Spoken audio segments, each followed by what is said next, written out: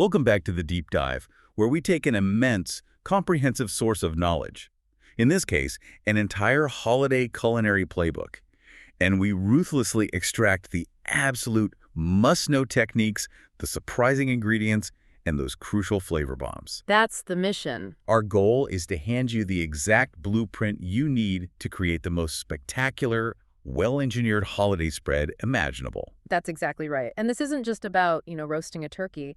This source material is a masterclass in cross-cultural holiday cooking. It really is. It covers the entire spectrum. It does. It offers these quick, elegant appetizers right alongside some highly technical classics that require, precise French pastry skills. We're seeing Asian, Mediterranean, and classic North American regional dishes all converging. So our mission today is really focused. Very focused. We are navigating this collection course by course, and we're pulling out the critical why behind every single step, ensuring that when you hit the kitchen, you're operating with an expert's precision. Okay, let's unpack this monumental culinary journey. We are starting, as any great feast should, with the welcoming party. The first impression. Exactly. The starters, the creamy dips, and the savory small bites.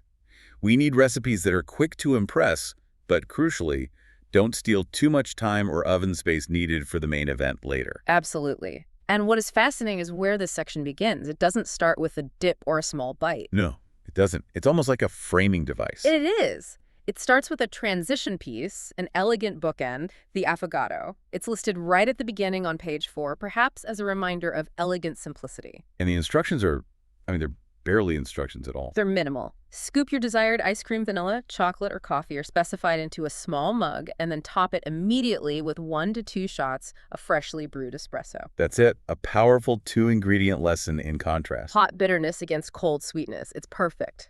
I love the idea of using that as a high-impact, low-effort digestive later on. But let's dive into the core savory appetizers. A perennial crowd pleaser, the Artichoke Parmesan Dip, is detailed here, and it calls for some remarkably specific components. This is where we learn that precision often begins with procurement. The core components are rigidly specified. Right off the bat. 8 ounces of cream cheese, which the recipe singles out as needing to be Horizon Organic. Wait, Horizon Organic, that's intensely specific. Most dips just say cream cheese.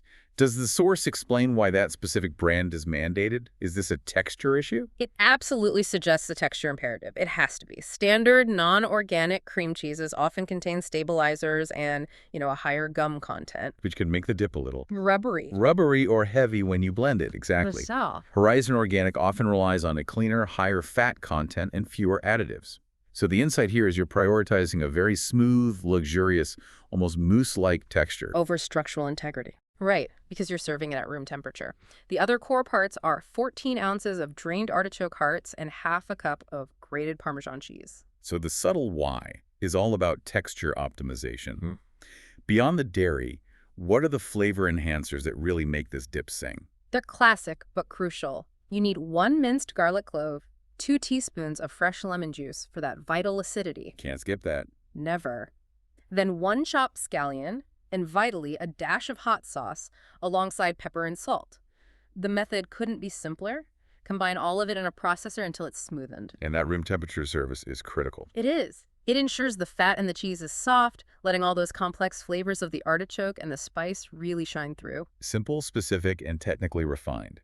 Now let's talk fusion appetizers. The Asian dumplings with sesame dipping sauce offer an opportunity for some serious technical execution right off the bat. This immediately shifts the skill requirement from simple blending to complex assembly. The filling is a busy yet balanced mixture. Let's break it down. It's a ½ pound of ground pork combined with 1 cup of shredded Chinese cabbage, shredded carrot, cilantro, scallions, ginger, and garlic.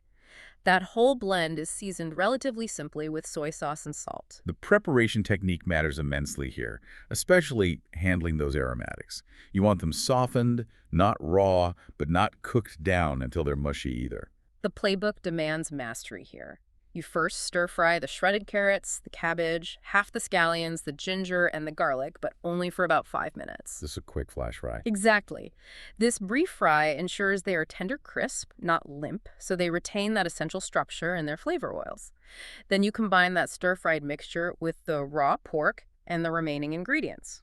And the assembly of the dumpling itself is a delicate operation. Precisely. You take the wrappers, the source mentions wonton wrappers, spread them on a wok surface, and brush them with an egg wash to help with sealing. And here's the next precision detail. You only place 1 teaspoon of the filling inside each wrapper. Only one. Overfilling is the enemy of the successful dumpling.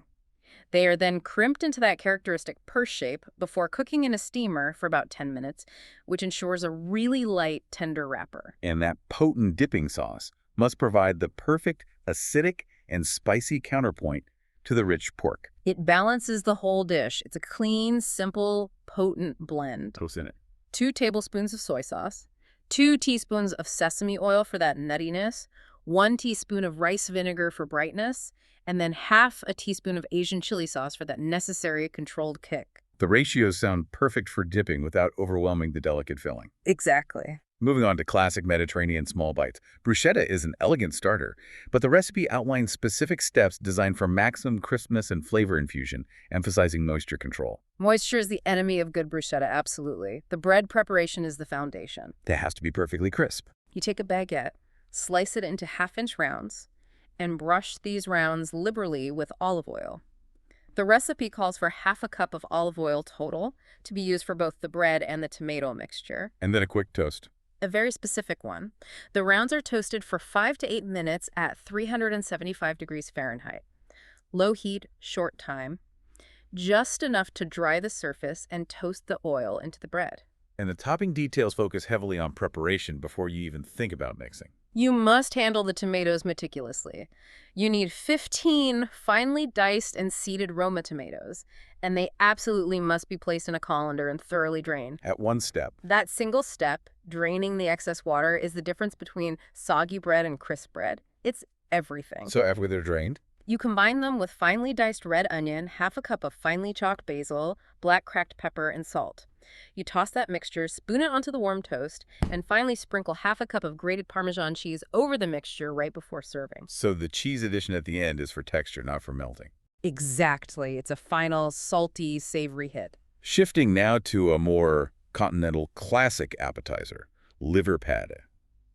This feels like a rich, high-stakes, classic French technique. It definitely leans into that tradition of building deep, layered flavor.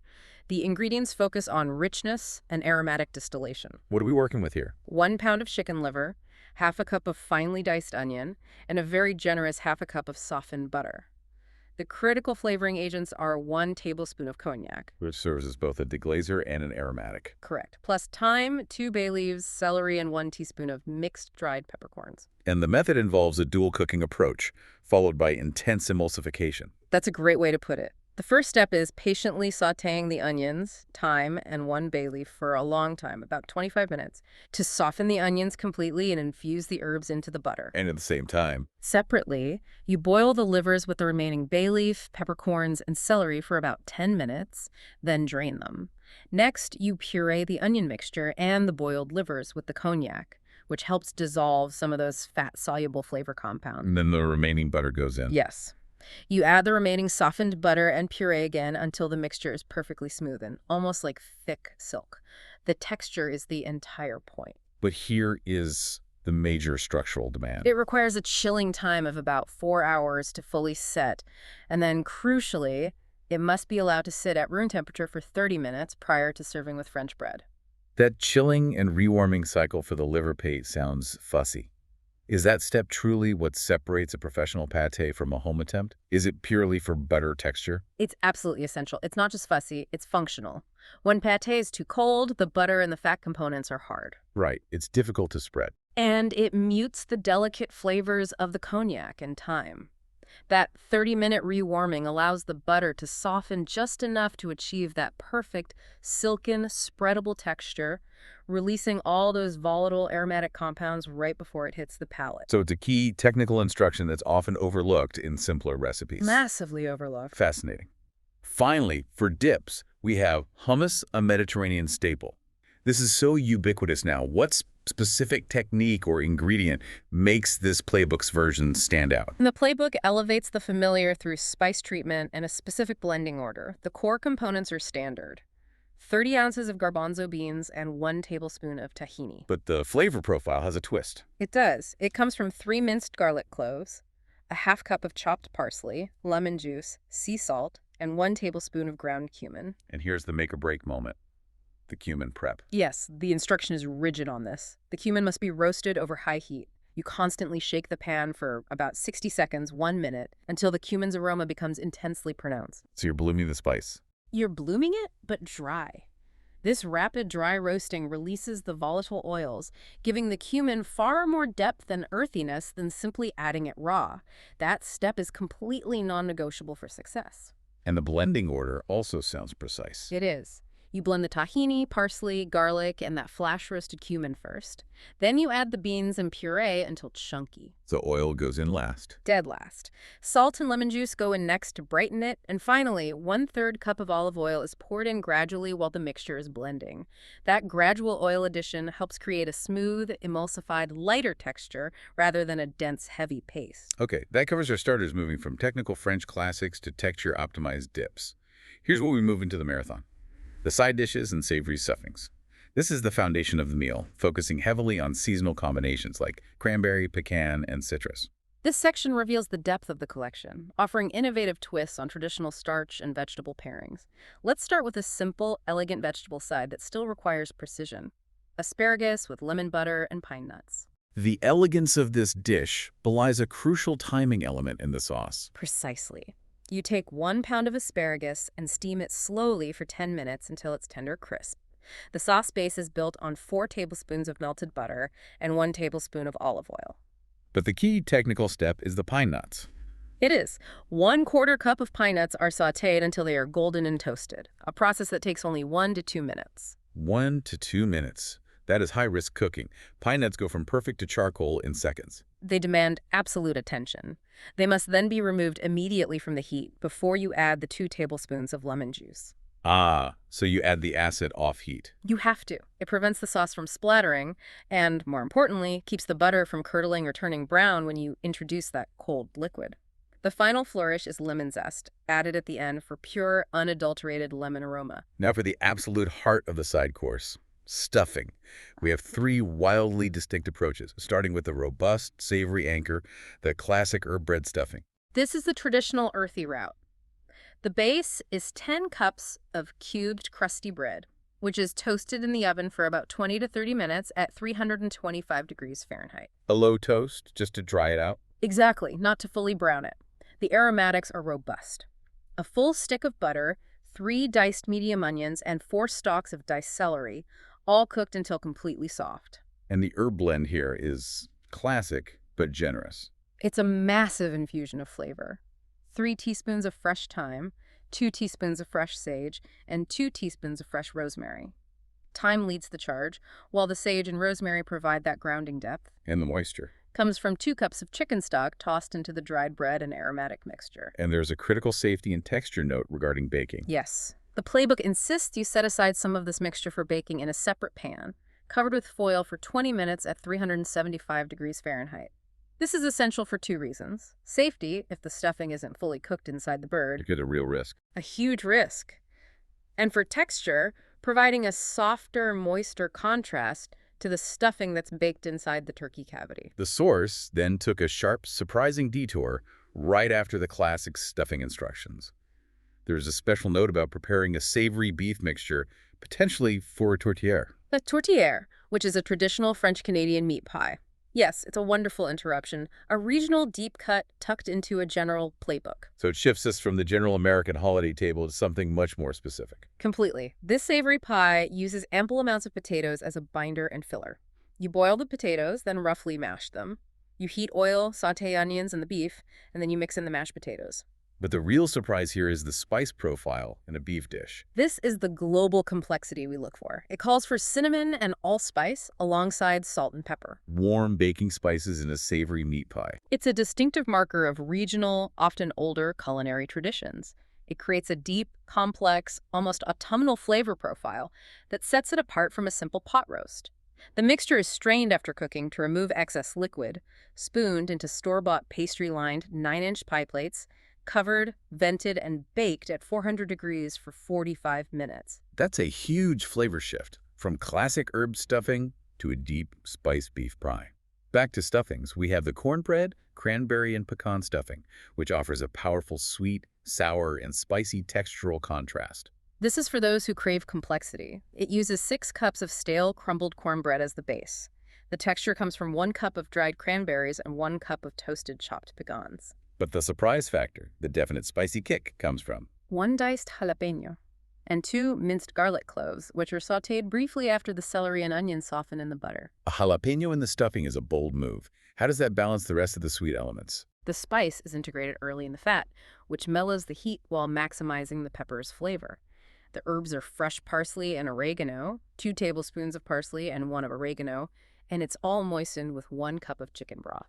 So you get this balance of heat from the jalapeno, sweetness from the cornbread and cranberries, and that crunch for the pecans. It creates a really dynamic, engaging side dish. And then there is the truly elaborate fruited wild rice stuffing.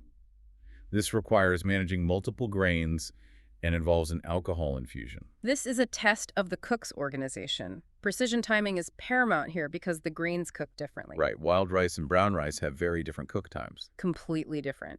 You use 1 cup of the Lundeberg Gourmet brown rice blend and half a cup of wild rice. They have separate, specific boiling and simmer times. The tougher wild rice takes 50 to 60 minutes, while the brown rice needs about 45 minutes. You have to cook them separately. You must, or you end up with mushy brown rice and crunchy wild rice. That timing management is vital for proper texture. And the fruit component is certainly elevated. It features a fruit base that is first boiled with alcohol to ensure deep clumping and flavor penetration. 1/4 cup of raisins boiled with 1/4 cup of cognac. And you let them soak. It must be left to sit for 30 minutes, allowing the raisins to absorb that mature, rich flavor. You then add 1 cup of sliced orange wedges and half a cup each of fresh chunked apples and fresh cranberries. And the spices here shift back to warm notes, similar to the tourtière. They are robust yet nuanced. Half a teaspoon of cinnamon and 1/4 teaspoon each of cardamom, cloves, and rosemary.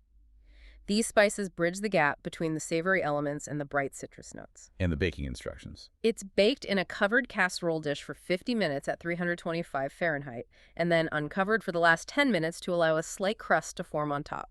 That cognac-soaked raisin detail is a perfect example of this playbook's dedication to building layers of mature flavor, not just simple sweetness. Now let's talk potatoes. We have 2 very different mashed potato recipes, starting with the ultra-rich garlic mashed potatoes. The key feature here is the preparation of the garlic, which is a slow burn technique. It's all about roasted garlic. It is. You take 2 full heads of garlic, remove the tops, wrap them in oil, and cook them in the oven at a moderate 350 degrees Fahrenheit for a full 50 minutes. 50 minutes. This low and slow roast caramelizes the garlic, removing all that sharp bite and leaving only a sweet, mellow, smoky flavor. So no raw or sautéed garlic here. None. That flavor is extracted through time and heat. The potatoes, 6 pounds of peeled, quartered russets, are boiled with salt until tender. And then mashed with A stick of butter and 1 to 2 cups of warmed buttermilk, gradually added for consistency. The buttermilk is key. It provides a necessary tang and a much lighter consistency than heavy cream. Finally, the roasted garlic cloves are squeezed out and mashed in at the end. And the alternative, mashed potatoes with yogurt and parsnips, feels like a lighter, slightly earthier, and perhaps healthier version. It certainly is an alternative mash that introduces that root vegetable flavor. It combines 6 pounds of peeled and quartered russet potatoes with 2 pounds of peeled 2-inch pieces of parsnips. Boiled together. Boiled together for 30 minutes. The parsnips, which are a sweeter root, integrate seamlessly with the potato texture. And the creaminess component is completely different. Yes. The richness comes not just from a half stick of unsalted butter, but from 1.5 cups of plain, non-fat yogurt. And crucially, It must be at room temperature when mashed in. why the room temperature restriction for the yogurt? When cold dairy hits hot starch, you risk cooling the potatoes too quickly, which makes them dense and gluey, Or it could curdle. or even cause the yogurt to curdle slightly. By bringing the yogurt to room temperature, it blends smoothly into the hot mash, maintaining that light, fluffy texture while introducing a slight, pleasing tang. It's garnished simply with chives or scallions. Finally, for the sweet potato lovers, the maple orange thyme sweet potatoes. This uses a very creative liquid base. This recipe focuses on a bright, liqueur-infused glaze that integrates right into the mash. You start with 2 pounds of diced sweet potatoes, cooked for 20 minutes until tender. And the liquid base. It's 1/3 cup of pure maple-flavored syrup, 3/4 of a cup of orange-flavored juice, and 1/4 cup of Cointreau. Cointreau, an orange liqueur, is an expensive and unusual choice for a side dish binder. It speaks to the elevation of the dish. The aromatics minced shallot, a finely minced garlic clove, and 1 to 2 teaspoons of fresh thyme are sautéed in butter before that liqueur and syrup mixture is added. And you let that reduce? You let it simmer for about 5 minutes. This concentrates the orange and maple flavor. That liquid is then mashed into the hot sweet potatoes. You're not just adding flavor, you're using the alcohol and sugar as an emulsifying binder for the starch. So you're saying we can infuse our sweet potatoes with a premium orange liqueur for a sophisticated flavor profile disguised as a family side dish. That's genius. It's a profound flavor profile addition, moving sweet potatoes far beyond the traditional marshmallow topping. Okay, we have covered our elaborate sides. Now let's move on to the main events. This is the centerpiece section of the holiday spread, demanding precision, high technique, and dramatic presentation. This section absolutely demands attention to detail, particularly in timing, which is paramount for these centerpiece dishes. Let's start with the classic indulgence, Beef Wellingtons. This requires incredible technical skill, starting with the initial meat preparation. This is high-stakes cooking. You take 4 to 6 ounces of beef tenderloins, brush them with oil, and sear them over high heat in a large skillet. And here's the technical non-negotiable. The timing. 60 seconds on every side, not minutes. Wow. This lightning-fast sear creates a thin, highly flavorful crust through the Maillard reaction without transferring any significant heat to the center. They are immediately chilled for about 10 minutes to halt any further cooking. 60 seconds. That's zero room for error. The insight here is maximizing crust development, while ensuring the interior remains completely raw, ready to be cooked simultaneously with the puff pastry later. It demands total concentration. The filling then involves layering multiple, carefully balanced components. You sauté button mushrooms with butter until browned, then mix them with parsley and shallots. And the layering. The layering involves the pre-seared tenderloin, a 4-ounce slice of soft liver pate, and 1/4 of that mushroom mixture, all encased in puff pastry. What is the function of the pate layer? Is it purely for flavor? It serves a dual function. Yes, it adds richness, but technically the pate acts as a crucial moisture barrier between the searing hot beef and the delicate puff pastry. Preventing the bottom from getting soggy. Exactly. The frozen puff pastry sheet is thawed, cut in half, rolled out to enclose the steak, sealed with egg wash, decorated, and baked at 425 Fahrenheit for 20 to 25 minutes. Moving to a larger roast, the natural boneless prime rub of beef. This is more traditional, but the rub is intense, and the cooking method is carefully calibrated. This uses the classic high-heat sear, low-heat finish method to maximize crust while maintaining internal moisture. The beef, 4 to 5 pounds, is rubbed vigorously with a mixture of 5 tablespoons of crushed rosemary leaves, 4 minced garlic cloves, lemon juice, olive oil, and black pepper. And the oven temps? It's initially seared in the oven at a very high 450 degrees Fahrenheit for a brief 15 minutes. That sets the crust, then we drop the temperature dramatically. Exactly. The temperature is reduced to 350 degrees, and the cooking time is 12 minutes per pound until the desired doneness is reached. After removing it from the oven, it must rest for about 10 minutes. To let the juices reabsorb. Yes, to let the muscle fibers relax and reabsorb all those juices. And the gravy preparation uses those precious pan drippings with a specific thickening technique. The gravy demands the drippings. You make a slurry first by mixing 3 tablespoons of flour into 1/4 cup of cold water. And you deglaze the pan. Right. The pan is placed over mid-heat, the slurry is added, and you vigorously scrape the pan bottom. This process of deglazing and incorporating the flour is crucial for both flavor and thickening. The mixture is simmered until it thickens, with rosemary sprigs added for enhanced, fresh flavor. If the prime rib feels too large or heavy, we have the honey chipotle glazed game hens, a spicy and vibrant alternative that offers individual servings. This offers a total flavor profile shift toward bright, complex spice. The marinade and glaze blend is striking. 1 tablespoon of honey, 1 teaspoon of powdered chili, half a teaspoon of ground cumin, half a teaspoon of oregano, lemon juice, and olive oil. And the prep for the hens themselves is unusual. Very. 2 game hens are used, and they are stuffed unusually with lemon seeds, salt, pepper, and half a bunch of cilantro. Stuffing them with lemon seeds, that's not something you typically do. The intent is likely aromatic. The heat of the oven causes the oils in the seeds and that large amount of cilantro to release powerful, fresh, and slightly bitter citrus aromas that infuse the hen from the inside out. And they're not just roasted on a rack. No, they are placed breast up over a roasting bed of sliced yellow and red peppers, thinly sliced yellow onion rings, frozen corn, and the remaining cilantro. So this vegetable bed acts like a natural rack and a moisture source. Precisely.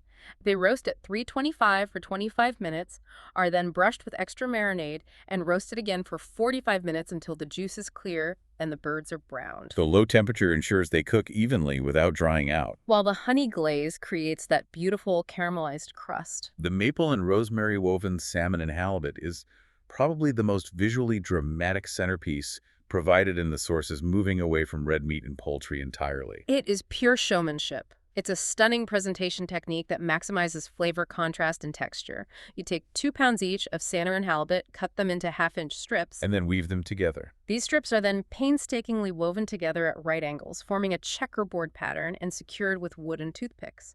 This requires fresh, firm fish to hold up under the weaving. And the glaze for the fish is equally complex. It is designed to complement the richness of the fish with sweet, earthy, and spicy notes.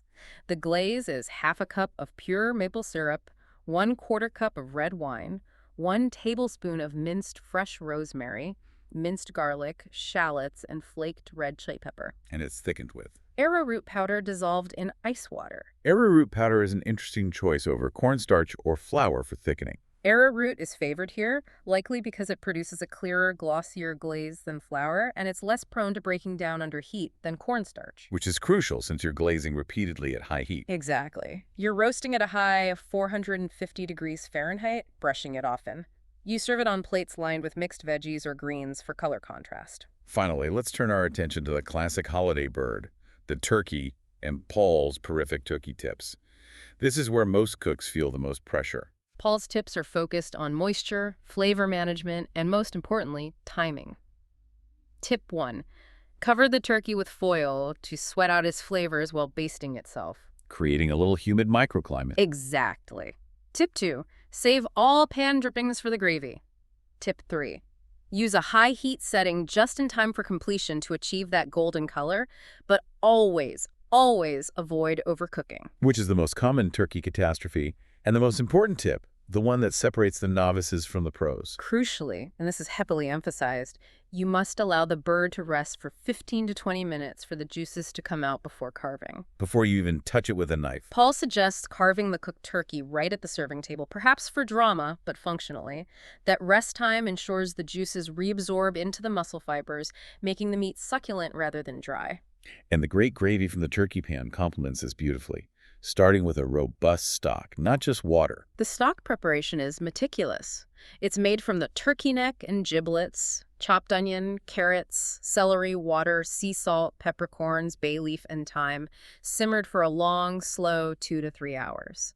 This builds a deep foundational flavor. And after straining, The drippings from the roast pan are reserved after skimming off the fat. then we create the roux right in the roasting pan. In the roast pan set over mid-heat, 4 tablespoons of reserved fat and 4 tablespoons of white flour are mixed to form a roux, vigorously scraping up the browned, caramelized bits from the pan bottom. That's where the deep flavor lives. Then whisk in the stock. The strained stock and reserved drippings are whisked in and simmered for 5 minutes until thickened. And the unique finishing touch for this gravy involves cooling it slightly and adding yogurt. This is fascinating. This is a professional technique for silkiness. 1 cup of the finished gravy is placed in a measuring cup, and 3 cubed ice pieces are added to cool it slightly and halt the cooking process. Just to bring the temperature down. Right. Then, 1/4 cup of plain yogurt, minced fresh sage, and parsley are added to this cooled mixture before it's returned to the rest of the gravy. Why the yogurt? What's the function? The yogurt adds a slight lactic tang and helps emulsify the fat, giving the gravy a velvety, rich texture without relying solely on cream. It's the final, crucial step to creating a truly standout gravy. You then season it and add any chopped meat. We've made it through the starters, sides, and mains. Now we shift gears entirely to look at highly technical baking and the sweet endings.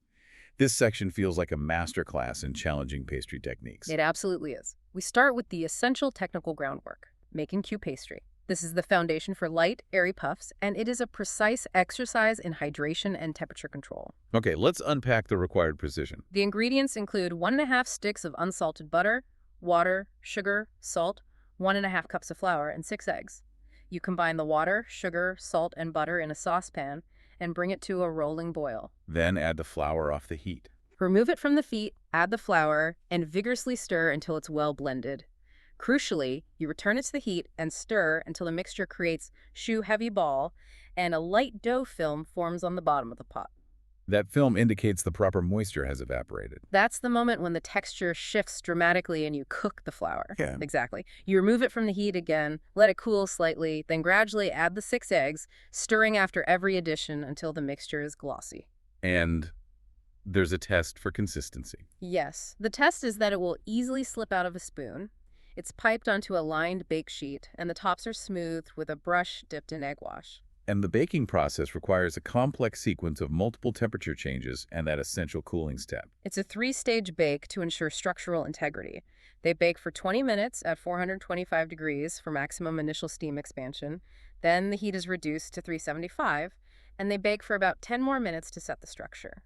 Then the heat is turned off entirely. And the critical step to prevent that soft interior that makes choux pastry soggy. The critical step is immediate action. The puffs are removed from the oven, and their tips are pierced with a knife or skewer to allow trapped steam and heat to slowly escape. And then they go back in the oven. They are immediately returned to the cooling oven for another 10 to 15 minutes to cool and dry completely. This internal drying process ensures they are perfectly crisp and ready for filling. That piercing step is genius for preventing sogginess. It's a high-level technique. And the sources immediately show a savory application for this difficult pastry. Curried chicken profiteroles. This is a wonderful, unexpected savory take. It utilizes that hard-earned choux pastry base. The filling is a wonderful mix of flavors.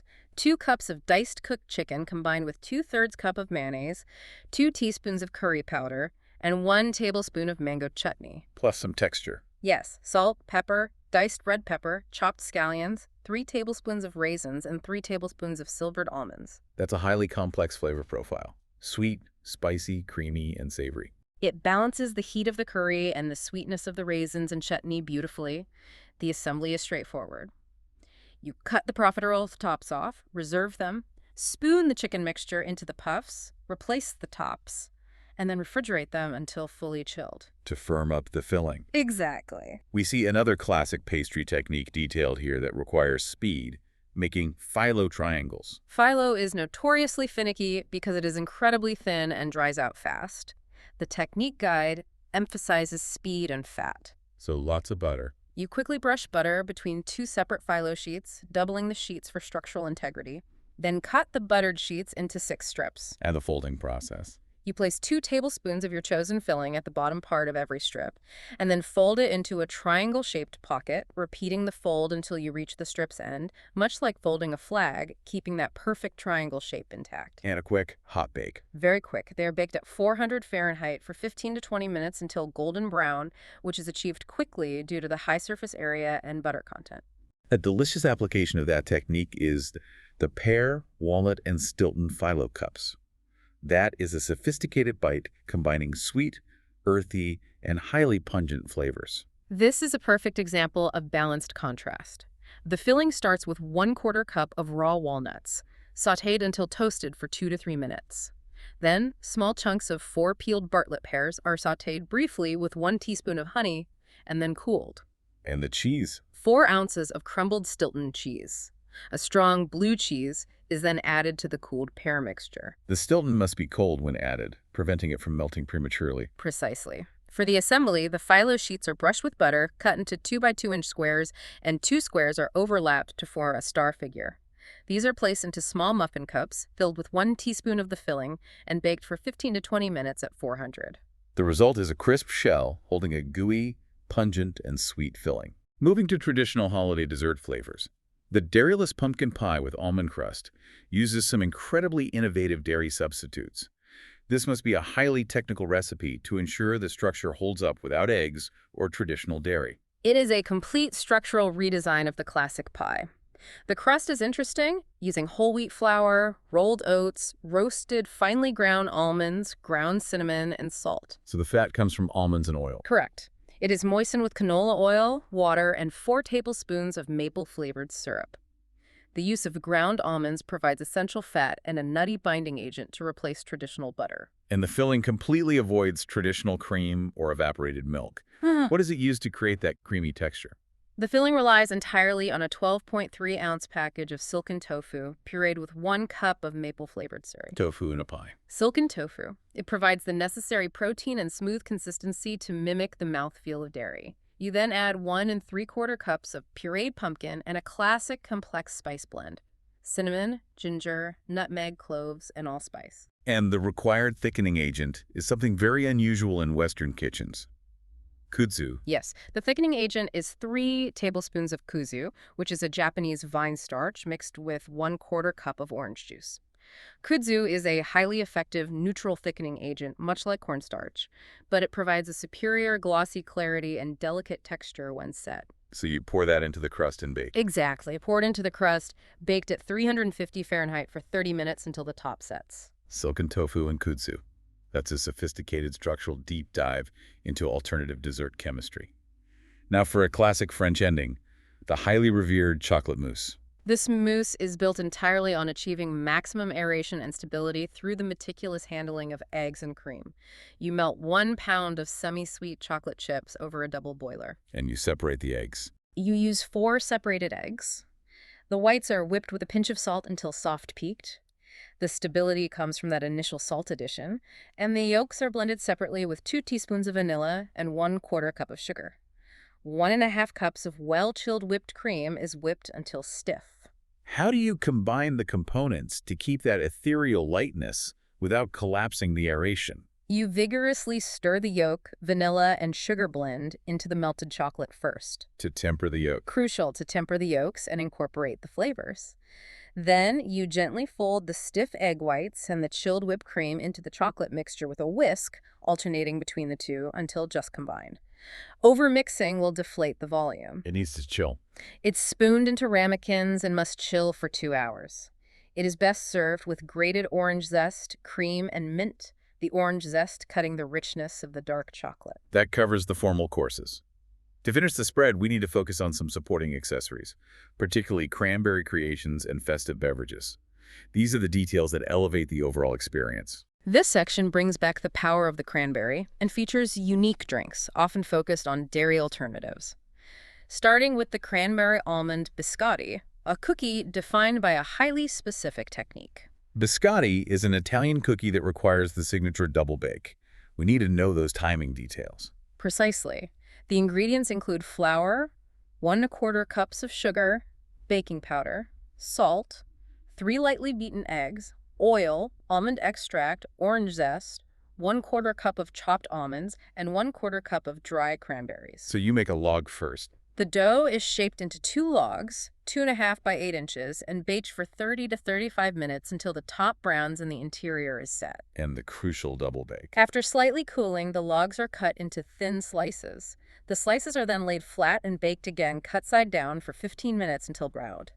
That achieves the signature hard, crisp texture that defines a biscotti. Perfect for dunking.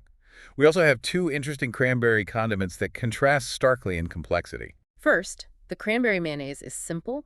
1 cup of mayonnaise, 2 tablespoons of cranberry sauce, and 2 teaspoons of Dijon-style mustard, pureed until smooth. An instant tangy spread. And the more complex one. The cranberry apricot sauce is far more elaborate. It combines 12 ounces of frozen snowpack cranberries with ½ cup of chopped dry apricots. The liquids are water, 2/3 cup of sugar, honey, orange-flavored juice, and here is the surprise component, sherry vinegar. Sherry vinegar and a cranberry sauce. That's adding a layer of deep, complex acidity far beyond simple orange juice. It creates enormous depth. It's spiced with a cinnamon stick and cloves.